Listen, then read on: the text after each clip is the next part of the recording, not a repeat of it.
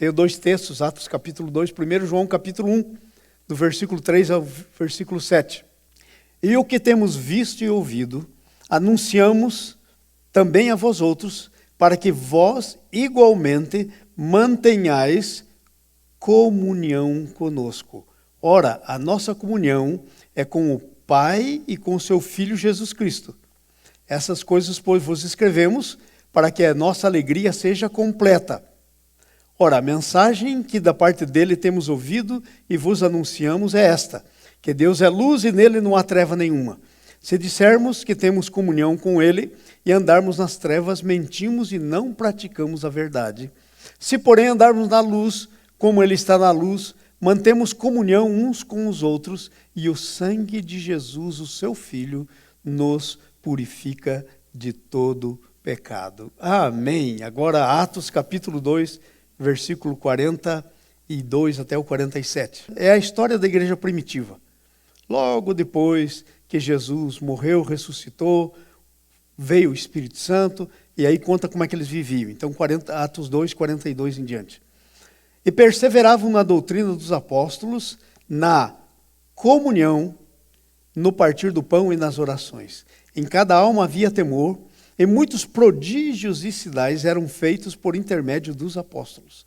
Todos os que creram estavam juntos, tinham tudo em comum, vendiam as suas propriedades e bens, distribuindo o produto à medida que alguém tinha necessidade. Diariamente, perseveravam unânimes no templo, partiam o pão de casa em casa e tomavam as suas refeições com alegria e sem singeleza de coração, louvando a Deus e contando com a simpatia de todo o povo.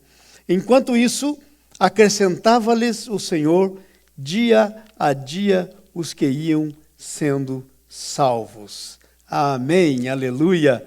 É o Senhor que acrescenta os que vão sendo salvos dia a dia, diz aí na palavra, né? Bom, amados, comunhão é uma coisa muito importante. No Novo Testamento, a palavra comunhão, usada para comunhão, é koinonia. Ok? A koinonia é uma palavra grega usada no Novo Testamento. E essa palavra, koinonia, significa ter parte em algo ou compartilhar com alguém. Então, koinonia é ter parte em algo ou é compartilhar com alguém. Então, comunhão sem ter parte em algo, sem compartilhar com alguém, não é comunhão, não existe comunhão, ok? A comunhão, para ser completa, ela precisa duas instâncias. Ela precisa, a primeira instância, vertical, que é a comunhão com Deus. Depois ela precisa de uma segunda instância, que é a horizontal, que é a comunhão uns com os outros. Veja bem, essas duas coisas são inseparáveis, porque sem o primeiro instante da comunhão, que é o vertical, que é a tua comunhão pessoal com Deus, você não pode ter a segunda parte, que é a comunhão com seus irmãos, ok? Agora, se você diz que tem comunhão com Deus, mas não tem comunhão com os irmãos, isso é impossível. Está escrito aí na própria cartinha do João, no capítulo 1, 2, 3, lá para frente, que isso é impossível. Por quê? Porque aquele que diz que ama a Deus, mas não ama o seu irmão, não tem comunhão com ele, que vê, ama a Deus a quem não vê, mas não ama o seu irmão a quem vê, como é que pode amar a Deus a quem não vê? Então é mentiroso, diz a Bíblia. Então essas duas instâncias são muito dependentes uma da outra. Koinonia requer um relacionamento pessoal. A primeira instância, essa fase vertical, requer um relacionamento pessoal com Deus. Pessoal com Deus. Veja, hoje em dia nós estamos um pouco enganados com as coisas. Nós pensamos que relacionamento pessoal com Deus é mais uma coisa que tem a ver com organização, é mais uma coisa que nós pensamos que tem a ver com ajuntamento simplesmente de pessoas, né? Mas não é isso. A comunhão com Deus é uma experiência pessoal, ok? Uma experiência pessoal. Não é uma experiência pessoal na cabeça, não é um conhecimento intelectual. Não é um conhecimento intelectual. Deus é uma pessoa. Por isso, o relacionamento com Ele tem que ser pessoal, tem que ser uma comunhão pessoal com Ele. Agora, com os nossos irmãos, precisa ser uma face a face, uma comunhão face a face, uma experiência corporal com os irmãos. Isso está escrito lá em 1 Coríntios capítulo 10, está escrito em 2 Coríntios capítulo 8, versículo 1 a 5, Filipenses 3:10. Por exemplo, nós podemos ter muitas coisas pela internet. Agora mesmo eu estou ensinando pela internet, eu vou pregar, estou pregando pela internet. Nós podemos divulgar ideias pela internet, nós podemos ensinar pela internet, muita coisa. Mas comunhão pela internet é impossível. Nós estamos num tempo em que o inimigo está trabalhando para derrubar as coisas de Deus de uma maneira muito forte. Nós estamos num tempo em que as pessoas estão pensando que pode ficar lá na sua casa, no conforto da sua casa, não precisa nem pagar um preço para pegar o seu carro, sair da garagem e vir na igreja, né? Então eles estão pensando que estão em comunhão com a igreja, fazem parte da igreja. E isso porque as pessoas têm uma ideia pela metade de como é que você faz parte da igreja. Assim como a comunhão tem duas instâncias, a vertical e a horizontal, fazer parte da igreja também tem duas instâncias. A primeira instância é a igreja corpo de Cristo, ok? É o corpo de Cristo. A primeira instância é essa em que todos nós, os cristãos de todas as épocas, em todos os lugares, fazemos parte do corpo de Cristo. Mas a segunda é aquela em que nós somos uma igreja local. Deus não tem somente essa igreja que é corpo de Cristo, que ninguém é impalpável, ok? Mas Deus tem essa igreja que é local. Se você for dar uma olhadinha na sua Bíblia, você vai ver umas coisas muito interessantes. João, esse que acabamos de ler aí, que lemos, ele nos fala no seu livro lá no Apocalipse, ele escreve uma carta, Jesus escreve através do João, né? Caligrafia do João, letra de Jesus, as cartas, né?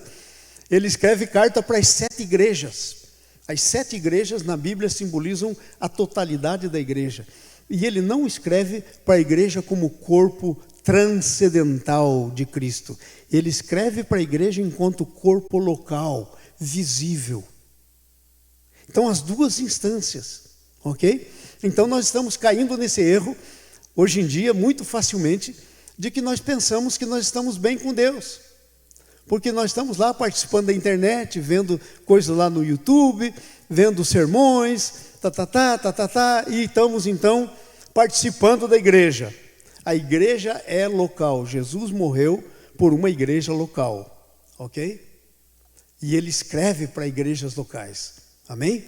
Então, dito isso, eu queria começar a nossa palavra de hoje, que é a primeira área da comunhão, deve ser com Deus e com os irmãos. A comunhão deve ser vertical e horizontal, ok? E a primeira coisa é a comunhão com Deus. 1 João capítulo 1, versículo do 3 até o 7. Estamos lá? Capítulo 1. Nós já lemos o texto. O que é que essa comunhão com Deus produz? A comunhão, se ela é uma coisa instituída por Deus, ela tem que ter resultados. E resultados práticos, resultados mensuráveis, que você pode medir, que você pode entender. Quais seriam alguns desses resultados que nós podemos ter? Primeira coisa, capítulo 1 de João, versículo 4, nos diz aí: essas coisas vos escrevemos para que a nossa alegria seja completa. Estas coisas vos escrevemos para que a nossa alegria seja completa. Antes de escrever isso, ele falou sobre a palavra comunhão. Gente, alegria é um fruto do Espírito Santo, ok? Então, quando nós estamos juntos, em que somos muitas pessoas, imagine como está a presença do Espírito Santo aqui entre nós, em nós. Então, quando há essa comunhão, uma das coisas que isso resulta é em alegria. Vocês querem saber de uma coisa? Toda pessoa que cai em depressão, o primeiro estágio dela é não ter mais relacionamentos pessoais. É não ter mais, é começar a cortar, começa a ficar em casa, começa a não ver mais ninguém, começa a não sair mais. É assim que a coisa começa. E sabe, a alegria desaparece. E quando a alegria desaparece, um sentimento de tristeza, um sentimento de morte, um sentimento de abandono começa a acontecer na vida da pessoa. E sabe por que isso? Por causa da falta de comunhão. E eu não estou falando somente da falta de comunhão entre nós, os cristãos, mas estou falando daquela comunhão que Deus criou você para ter com as pessoas. Estou falando dos relacionamentos. Deus não criou você com uma ilha isolada. Deus criou você para relacionamentos. Se você não se relacionar, se você se fechar em você mesmo, você vai acabar na depressão. E a depressão, às vezes, é tão forte que muita gente não desfruta mais a vida por causa da depressão. Muita gente já não tem mais um sentido para viver, não tem mais uma razão, tudo. E muitos chegam ao suicídio. A depressão é uma das causas maiores de suicídios. É a depressão. Então, olha só. A comunhão com Deus produz alegria. Então, quando a pessoa vai se apartando um dos outros, ele também vai se apartando de Deus. Sabe por quê? Porque a Bíblia diz assim, nós somos um corpo e somos membros desse corpo. Agora imagine se você é a mão. E você diz, eu não quero mais saber desse negócio de corpo. E você corta a sua mão. Você acha que vai sobreviver? Gente, às vezes nós não pensamos no porquê Jesus nos deixou algumas coisas escritas na Bíblia. Por exemplo, essa figura da igreja como corpo de Cristo. Por que deixou? Que nós somos membros uns dos outros. E que como membros uns dos outros, nós dependemos uns dos outros. Nós não podemos viver sozinhos. Isso é claramente escrito na Bíblia. Por que Deus deixou isso? Porque se você cortar a comunhão, você corta a vida. Ok? Se você cortar um membro do seu corpo, você corta a vida daquele membro. Amém? Então é muito sério essa história da comunhão. Capítulo 1 ainda, versículo 5 e 6. Veja o que diz aí, que coisa tremenda. 5 e 6 diz assim: a mensagem que da parte dele temos ouvido e vos anunciamos é essa, que Deus é luz e nele não há treva nenhuma. Se dissermos que mantemos comunhão com ele e andarmos nas trevas, mentimos e não praticamos a verdade. Amados, a Bíblia diz que você é como se fosse uma lâmpada na qual Jesus, a luz do mundo, ele disse, eu sou a luz do mundo. Jesus declarou isso. Depois, em outro lugar, ele disse, lá em Mateus, ele disse, vós sois a luz do mundo. Ué, como é que ele é a luz do mundo e eu sou a luz do mundo? Muito simples, ele em mim, eu me torno luz, eu me torno a luz do mundo. Agora, você imagine quando junta muita gente com Jesus a luz, vivendo neles. Imagine a claridade que isso produz, ok? Então, trevas são dissipadas. É o que nós lemos nesse versículo aí, no 6. Se dissermos que mantemos comunhão com ele e andarmos nas trevas, mentimos. Então, as trevas são dissipadas. Trevas e luz são opostos. Quando a luz brilha, as trevas são dissipadas. Então, uma das coisas que vem pela comunhão, e a história da comunhão está escrito ali no versículo 3, vos anunciamos o que temos visto e também a vós, para que vós igualmente mantenhais comunhão conosco. E aí vai falando os próximos versículos. Então, andamos na luz. A comunhão com Deus nos faz isso. Sabe, gente, quando nós começamos a nos separar de Deus, a andar menos com Deus, parece que a coisa vai ficando, vai murchando, já não entendemos muito bem como é que Deus se manifesta, já não conseguimos ouvir a Deus direito, já não conseguimos entender como Deus está falando conosco através da palavra, ou de algum irmão, ou de alguma circunstância. Então, comunhão nos habilita a andarmos na luz, ok? Veja agora o capítulo 1, versículo 7, a primeira parte do versículo 7 aí. Olha que coisa tremenda que está escrita aí. 1 João, capítulo 1, versículo 7, a primeira parte do versículo, diz assim: se porém andarmos na luz, como Ele está na luz, mantemos comunhão uns com os outros. O que é que faz você andar na luz? Se porém andarmos na luz, como Ele está na luz, mantemos comunhão. A comunhão é o que ajuda você a andar na luz.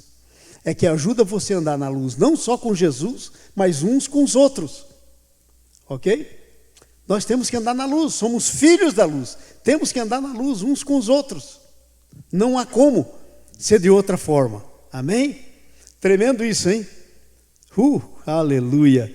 Então mantemos a comunhão uns com os outros. Agora veja a segunda parte do versículo 7. Mantemos a comunhão uns com os outros e o sangue de Jesus nos purifica de todo pecado. Se você anda na luz, você mantém comunhão uns com os outros e o sangue de Jesus purifica você de todo pecado. Que coisa tremenda isso! Isso é que acontece quando nós começamos a andar em comunhão com Deus. Ok? Primeiro, o sangue de Jesus nos purifica de todo pecado. Então a comunhão com Deus é um vínculo mútuo que o cristão tem que ter com Cristo e que nos coloca num relacionamento profundo e eterno uns com os outros. Sabe por que muitas pessoas não conseguem ter comunhão uns com os outros? Porque não estão em intimidade, em comunhão com Cristo. Se você não anda bem com Deus, você é incapaz de andar bem com seu irmão. Não há como. Não existe como. Não existe. Ok?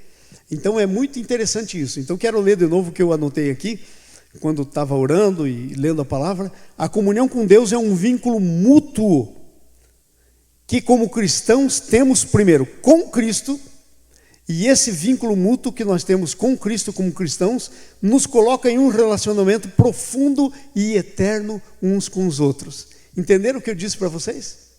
Que é vertical primeiro, depois horizontal. Se você não tem vertical, não pode ter horizontal. Toda pessoa que tem problema de relacionamento com seus irmãos não está bem verticalmente. Ok? E se você tiver bem, você vai estabelecer relacionamento com seus irmãos que são eternos, profundos, porque são relacionamentos baseados na palavra de Deus. Amém? Ok, nós estamos vendo a comunhão, que deve ser com nossos irmãos, com Deus primeiro e depois com nossos irmãos. Nós vimos o que a comunhão com Deus produz. Ela produz alegria completa, ela produz a possibilidade de andarmos na luz, a comunhão uns com os outros, manter a comunhão, o que é uma coisa, não é fácil, e o sangue de Jesus nos purificar de todo o pecado. Agora, o que é que a comunhão com os nossos irmãos produz? Não é só com Deus que a comunhão produz alguma coisa para nós, mas com os nossos irmãos também. Capítulo 2 do livro de Atos, vamos lá no capítulo 2, versículo 42 em diante. A primeira coisa que está escrito aí, no versículo 42 é essa: e perseveravam na doutrina dos apóstolos, na comunhão e no partir do pão. Essas três coisas estão juntas. Se você tirar uma delas, você tem que anular uma palavra que está escrito aí antes das três, ok? Qual é a palavra que está escrita antes das três? E perseveravam. É a comunhão que ajuda a tua perseverança. Por quê? Porque às vezes nós estamos meio para baixo, mas aí vem o irmão lá, a irmã que está muito bem com Jesus, saiu de um tempo de oração, de leitura da palavra, cheio do Espírito Santo, de adoração, e fala com você. O que acontece com você? Ele te levanta. Então, é essa coisa que a coisa faz, que a Bíblia diz que a comunhão faz conosco. Amém? Então, ela produz perseverança. Primeira coisa. Segunda coisa, versículo 43. Olha o que diz aí. Em cada alma havia temor. Irmãos, Essa falta de comunhão uns com os outros, sabe o que ele mata na nossa vida? O temor. Mata o temor. Sabe por quê? Porque nós começamos a ficar só nós, em si mesmados, na gente mesmo. A gente não tem nenhum tipo de confrontação, a gente não está correndo nenhum risco, nós estamos na nossa zona de conforto, nada vai acontecer. Então o que é que acontece? Nós vamos perdendo o temor. Vamos perdendo o temor. É igualzinho o pecado. Quando alguém começa a ser tentado pelo diabo, a tentação não é pecado. Nós estamos estudando aí, o pessoal do curso do Homem ao Máximo, nós estamos vendo isso. A tentação não é pecado, mas a tentação vem. E quando nós começamos a abrir a nossa vida para a tentação, ela não vem de uma vez por todas, não vem com tudo que ela tem. Ela vai começando. É como gotinhas, como gotinhas. É só você ler a tentação do Adão e Eva no paraíso e você entende isso. Vem lá, primeiro, com uma coisa que não é bem verdadeira, mas também não é tão mentira. É certo que vocês não podem comer de nenhum dos frutos do paraíso? Bom, eles não podiam comer de um, mas não de nenhum. Estão entendendo? Então é uma coisa que vem, depois mais uma coisa que vem, mais uma outra coisa, mais uma outra coisa. E sabe onde termina? Termina na falta de temor. Você está tão perto que aquilo já cauterizou a mente, já cauterizou o coração. Então, a falta de relacionamento com os irmãos é uma coisa terrível. Porque quando você se relaciona com os irmãos, é mais ou menos quando você vai lá no jardim, né? Quem tem jardim aí, a gente tem jardim, lá na minha casa, com a Anice, e a gente tem muita rosa. E quando eu vou lá, naquele jardim, eu fico olhando e há um monte de espinho nas rosas. Sabe por que Deus pôs espinho nas rosas? É para que você handle with care. É para que você se relacione com uma rosa com cuidado. Então ela tem espinhos. Você vai prestar atenção onde você toca, onde você pega, porque senão você vai se ferir. Deus não fez a rosa para ferir ninguém. Pelo contrário, eu acredito que Deus fez a rosa para aprender a gente como mexer com ela. E assim nós temos que aprender como mexer uns com os outros. Você sabia que lá no Jardim do Éden tinha rosa? E não tinha pecado. Ok? Mas você sabia que o Jardim de Deus hoje é a igreja? E que tem muita rosa aqui, com um monte de espinho? Sabe por quê? É para você ter cuidado como se relaciona. É para você ter temor, o temor do Senhor no teu coração, como você se relaciona. Amém? Amém, glória a Deus. É isso aí. Então, o temor produz temor, a nossa comunhão uns com os outros. Uma outra coisa interessante que está aqui também, na segunda parte do versículo 43, veja o que diz aí. Em cada alma havia temor, e muitos prodígios e sinais eram feitos por intermédio dos apóstolos. Sabe o que é um apóstolo? É um plantador de igreja. Os apóstolos lá, diz a Bíblia, e em cada alma havia temor, vírgula, e muitos sinais. Por que essa frase está depois do em cada alma havia um temor? Porque os muitos sinais eram feitos, sinais extraordinários, realizados pelos apóstolos, porque havia temor. Havia temor. Primeiro, temor a Deus. Segundo, temor nos relacionamentos pessoais. Quando desaparece o temor, desaparece a ação de Deus. Quando fica sem temor, a Bíblia diz que o temor do Senhor é o princípio da sabedoria. Os loucos desprezam o ensino, diz o texto. Que coisa tremenda, o temor do Senhor é o princípio da sabedoria. Então, quando há temor, os milagres são feitos. Por quê? Porque quando há a comunhão e há o temor entre os irmãos, o cuidado de uns com os outros, o que é que acontece? O Espírito Santo começa a se manifestar. Há um ambiente sobrenatural de milagres. Então eu quero que você pense nisso. Como é que nós vamos transformar esse ambiente nosso aqui em um ambiente de milagres? Se chama temor. Temor a Deus, temor aos irmãos, né? Como lidamos com os nossos irmãos. Então, produz perseverança, produz temor, produz sinais e prodígios. Agora veja o versículo 44 e 45. aí do capítulo 2, 44 e 45, olha só. Todos os que creram estavam juntos. O que é isso? Unidade. Versículo 44. Todos os que creram estavam juntos. Unidade. Sabe como é uma coisa que está sendo quebrada hoje em dia? A unidade. Quando você não vê unidade entre os irmãos, pode saber que não há unidade entre aqueles irmãos e Deus. Ok? Porque a unidade foi feita na cruz. Se a gente não estiver vivendo em unidade, nós não estamos vivendo de acordo com aquilo que Jesus fez na cruz. Então aí diz assim: todos os que creram estavam juntos e tinham tudo em comum. Agora veja o versículo 44. E vendiam suas propriedades e bens, distribuindo o produto entre todos à medida que alguém tinha necessidade. O que esse versículo está nos dizendo? A unidade produz o quê?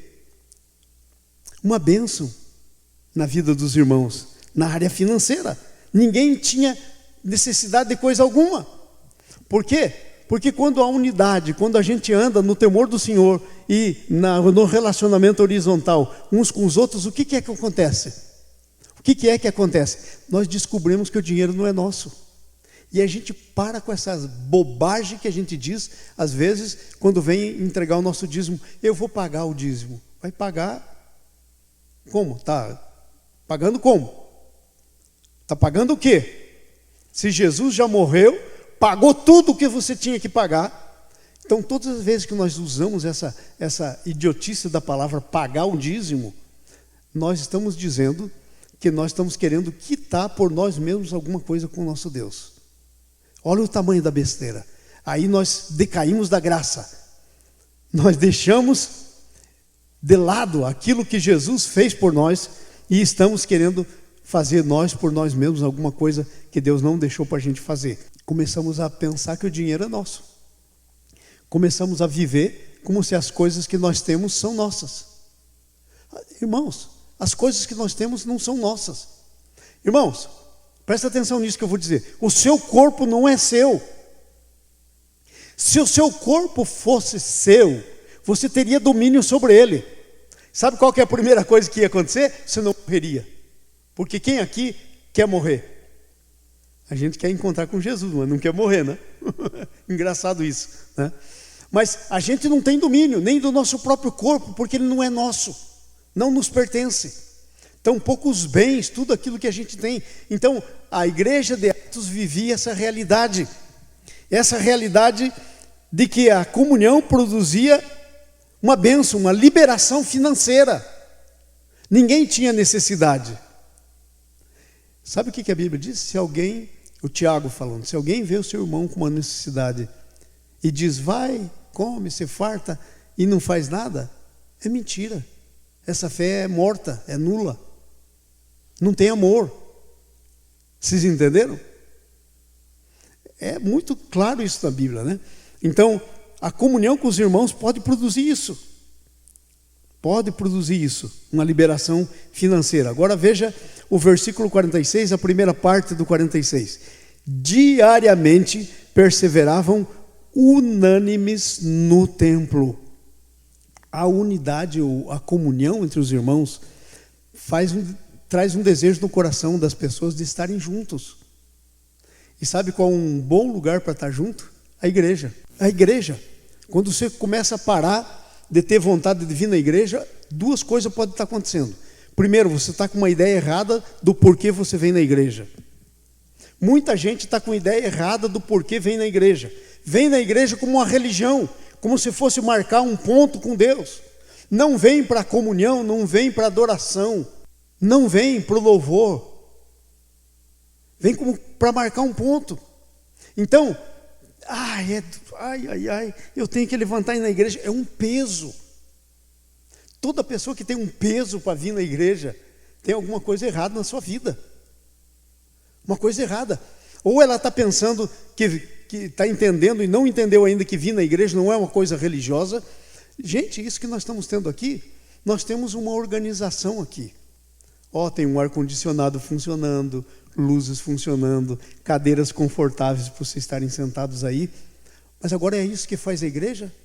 Gente, a igreja sou eu. Quando nós nos juntamos aqui no templo, nós estamos, é a igreja vindo juntos. Eu sou a igreja, você é a igreja. Não é uma coisa religiosa, organizacional. É uma coisa para adoração. Então, quando nós não temos essa comunhão, uma das coisas que desaparece justamente é isso aí. A vontade de frequentar a igreja. Vontade de frequentar a igreja.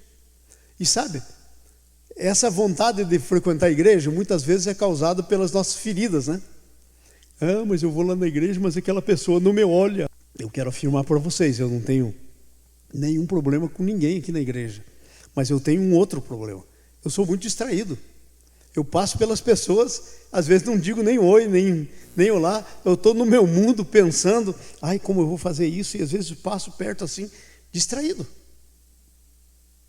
Ok? E tem muita gente que a ferida está lá, de rejeição, e aí passa por perto da pessoa, não diz nem oi, a pessoa diz, não olhou para mim, não. Entenderam? Então, esse negócio da perseverança na igreja, na frequência da igreja, é uma coisa que resulta da comunhão. Sabe, quando alguém vai se desviando da igreja, pode olhar, está faltando a comunhão. Ela começa a se fechar. Antes tinha comunhão com todo mundo, mas agora é só com alguns, se encontra com alguns, mas de repente nem se encontra mais com aqueles alguns, liga por telefone, de repente mais nem por telefone. E aí sabe o que acontece? Está desviado da fé. É assim que acontece, é exatamente dessa maneira. A falta de comunhão tem que produzir em nós um desejo de a gente estar junto, um desejo ali de olhar para Esther e o Carlos e dizer, que maravilha, aí Carlos, essa barba aí vai ficar bonita quando ficar branca, hein? E Esther, quando essa barriga crescer mais, você vai ficar cada vez mais linda. Aleluia. Igreja, a gente está para admirar uns aos outros, para abençoar uns aos outros.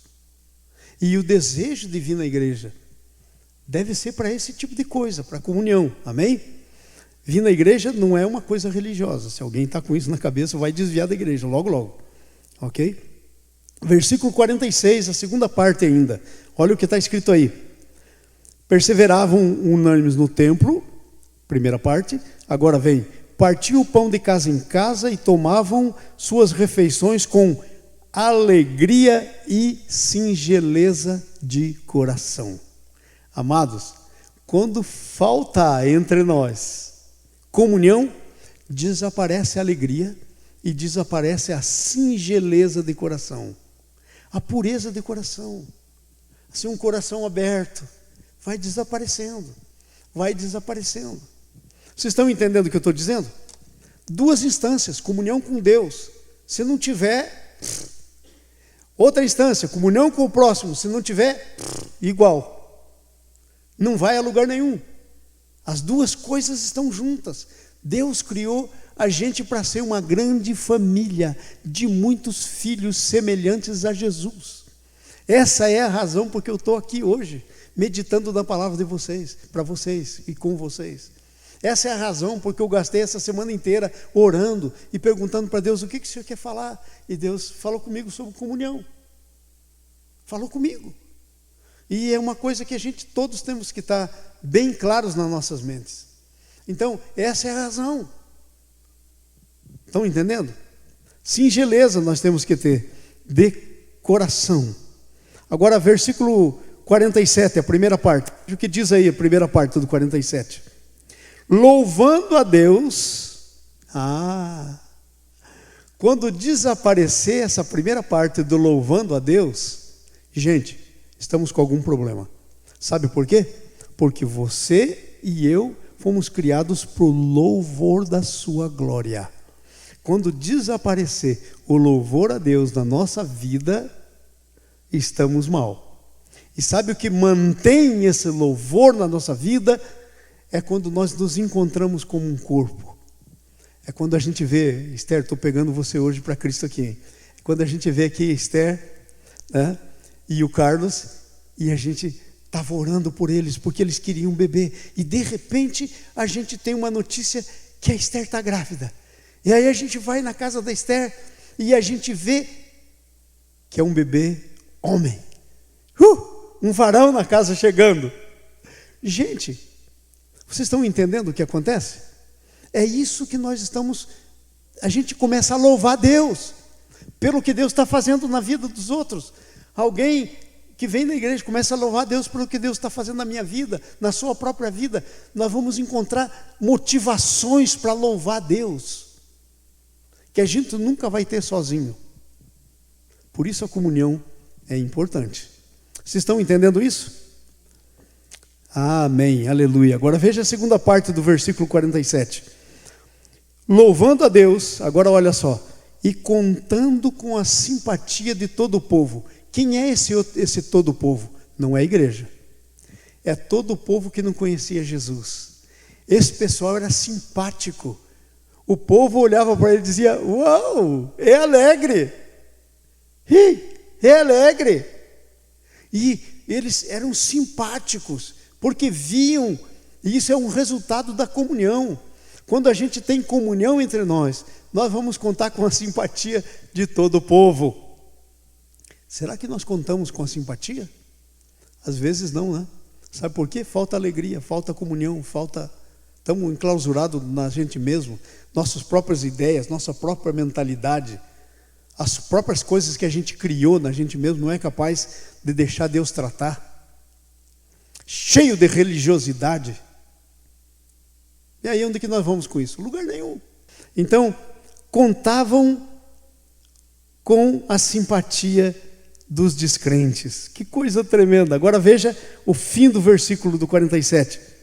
Enquanto isso, diga comigo, enquanto isso. Isso é uma consequência. Enquanto eles faziam isso, tudo que está para trás, do versículo 42 até agora, enquanto isso, o que acontecia? O Senhor lhes acrescentava cada dia os que iam sendo salvos. Veja, esse povo não saía como louco, tentando evangelizar todo mundo. Eles viviam a vida, tinham uma comunhão. O pessoal via eles e falava: puxa, é isso. E aí o Espírito do Senhor, que é o único capaz de converter alguém. A gente tem umas bobagens. Gente, vamos sair por aí, vamos evangelizar e vamos converter alguém. Não, nós somos só a boca, nós temos que sair por aí e evangelizar. Mas converter alguém, é necessário que a palavra seja tocada no espírito da pessoa. E eu, pastor João, aqui posso morrer falando aqui, mas se o Espírito não tocar no seu espírito, você entrou aqui e vai sair do mesmo jeito que entrou. Perdeu o seu tempo. Vocês entenderam? Então, enquanto isso, o Senhor ia acrescentando. Era um acréscimo. Ok? Não era o resultado de um esforço. Era o resultado de uma vida de comunhão. Uma vida de oração, uma vida de comunhão que desaguava em tudo isso que a gente está falando aqui, que produzia perseverança, temor, sinais e prodígios, liberação financeira, perseverança na frequência da igreja, alegria, singeleza no coração, louvor a Deus, reconhecimento e simpatia dos descrentes. E aí sabe o que acontece? O Senhor acrescenta. Gente, queremos gente acrescentada nessa igreja? É muito simples. Temos que melhorar a nossa comunhão em duas instâncias. Primeiro com Deus. Segundo, com os nossos irmãos. Ok? Temos que melhorar. Ok? Temos que deixar que essa alegria de Jesus, que a liberdade de Jesus, ok? Que o temor, porque as pessoas que não conhecem Jesus, gente... Você já parou para pensar que as pessoas que não conhecem Jesus, Jesus morreu por elas? Como a gente pode não ter temor de deixar elas na mão do diabo? Aí no próprio 1 de João, tem um versículo que diz assim: para isso, está lá no capítulo 3, para isso se manifestou o Filho de Deus para destruir as obras do diabo. Destruir as obras do diabo. Agora eu quero dizer uma coisa para você. Talvez você não saiba bem quem você é, mas você tem uma marreta na sua mão poderosa, que é a palavra de Deus, que destrói as obras do diabo. Destrói. Entendeu? Não só uma marreta na sua mão, mas você é uma marreta na mão de Deus. Entendeu? Não só uma marreta na tua mão, mas você é uma marreta na mão de Deus. Você é uma marreta de Deus, mas você também é uma semente de Deus. Sabe o que a Bíblia diz? Que Jesus era uma semente. Lá no capítulo 12, quando os gregos queriam ver Jesus, e os discípulos não sabiam se Jesus falava ou não falava com grego, estavam com os pobrezinhos muito enganados, né? Jesus disse assim, olha, se o grão de trigo caindo na terra não morrer, fica ele só. Mas se ele morrer, ele produz muito fruto. E sabe quem é o grão de trigo? Naquele tempo era Jesus, mas agora é o Jesus que vive em você. Portanto, você é o grão de trigo. Você é a marretona de Deus, o grão de trigo de Deus. Você é o farol de Deus. Você é a boca de Jesus, do Espírito Santo. Você é o templo de Deus. E sabe para quê? Você foi criado para ter comunhão com Ele e com os filhos de Deus. E foi criado para fazer essa diferença, para que isso tudo toque no mundo e faça diferença. A comunhão nos fortalece. Mateus capítulo 18, versículo 19 e 20. Ainda vos digo, mas se dois de vós na terra concordarem em pedir alguma coisa, de qualquer questão, isso lhe será feito por meu Pai que está no céu. Pois onde 2 ou 3 se reúnem em meu nome, ali estou eu no meio deles. Olha o que a comunhão faz. Eu anotei aqui que dos resultados da comunhão, ela nos fortalece. Irmãos, sozinho, eu sou sozinho. Mas quero dizer uma coisa para vocês. Eu e vocês, a gente para um exército. Sozinho eu estou sozinho. Mas eu e vocês, a gente ora, tem resposta. A gente repreende e é repreendido. E a gente... Entenderam? É o corpo. Quando não tem uma palavra, a palavra está na tua boca, porque é para isso que nós somos um corpo. Quando eu sou um membro que sou uma mão, você é um membro que é o olho para enxergar o que eu não vejo. Quando você é um olho, alguém uma boca para falar. Quando você não sabe falar ou não pode falar. Vocês estão entendendo? Então, a comunhão nos fortalece. Nos encoraja. Veja Hebreus capítulo 10, versículo 24. Vai lá para nós, bispo. Hebreus 10, 24 e 25. Nos encoraja. 10, 24. Pensemos em como nos estimular uns aos outros ao amor e às boas obras. Pensemos como nos estimular. Não abandonemos a prática de nos reunir, comunhão, como é costume de alguns, mas pelo contrário, animemo-nos uns aos outros, quanto mais vedes que o dia se aproxima. Até aí. Entenderam? Primeiro, nos fortalece, nos encoraja. E tem mais uma coisinha aqui. 1 Coríntios 12, 21. E a gente está terminando. Nos lembra que nós não estamos sozinhos. Sabe qual é a coisa mais difícil? É você saber que você está sozinho. Não tem ninguém por você. Sabe qual que é a coisa mais difícil que acontece? É quando você chega nesse país, você não conhece uma viva alma. Você tem um monte de conhecido lá no Brasil, mas você chegou aqui você está sozinho. Você não conhece uma viva alma. Sabe por que tem tanta gente aqui em Atlanta que veio lá de Goiás? Sabe por quê? Porque tinha alguém aqui que o pessoal de Goiás conhecia. Lá de Goiânia e de outros lugares de Goiás. Porque tinha alguém de Goiás que o pessoal conhecia. Então ele veio. Porque chegar sozinho, ficar sozinho é um problema. O olho não pode dizer à mão, não tenho necessidade de ti, nem ainda a cabeça pode dizer aos pés, não tenho necessidade de vós. A comunhão é o suprimento de Deus para as nossas necessidades. A gente não quer ficar sozinho. É ruim ficar sozinho. É difícil ficar sozinho. Não é mesmo, Esther? É difícil ficar sozinho, né? Está aqui Você, seu pai, sua mãezinha lá longe, mas você tem a igreja. Né? Você pode ter sua casa cheia. Né? O Carlos, baterista, pode revelar qual o sexo do seu filho na bateria. Aí, imagine se não tivesse ninguém. Coisa mais horrível que seria. Vocês entenderam a comunhão?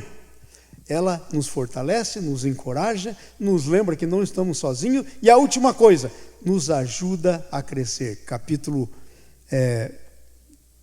1 Coríntios 1, capítulo 14, 26. Irmãos, que fazer então?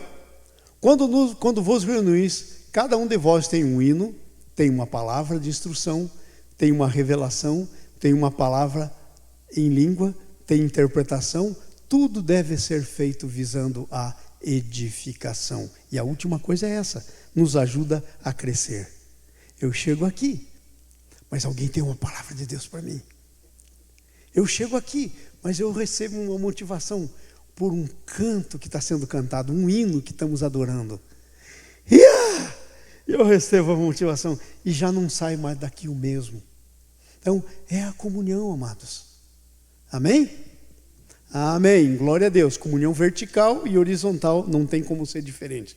Terminando, como está a minha comunicação vertical? A minha intimidade com Deus. Comunhão leva à intimidade. Sem comunhão, não vai na intimidade. Como está a minha comunhão horizontal com os irmãos? É uma pergunta que a gente tem que pensar. Como é que está? Amém?